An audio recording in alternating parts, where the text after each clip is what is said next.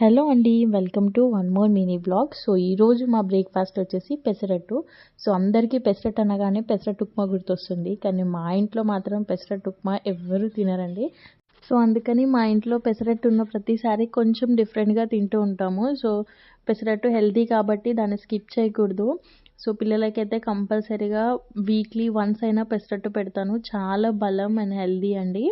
So ఈరోజు బ్రేక్ఫాస్ట్లో పెసరట్టులో కొద్దిగా నెయ్యి యాడ్ చేసేసుకొని ఆయిల్ బదులు నెయ్యి వేస్తాను. సో ఇంట్లో చేసిన నెయ్యి కాబట్టి చాలా బాగుంటుంది. ఆ నెయ్యిలో కొంచెం కాకరకాయ కారం అలా స్ప్రెడ్ చేశానమాట. చాలా టేస్టీగా ఉంటుంది. ఒక 2 తిన్నా చాలండి, కడుపు నిండిపోతుంది. సో నేను ఒకటే నమ్ముతాను, ఎంత తిన్నాము అని కాదండి, ఎంత ఇష్టంగా తిన్నాము అనేది ఇంపార్టెంట్ అని. సో మీరేమంటారో కామెంట్ చేయండి.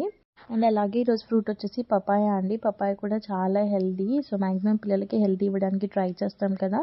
సో ఈరోజు మీరు ఏ ఫ్రూట్ తీసుకున్నారో కామెంట్ చేయండి.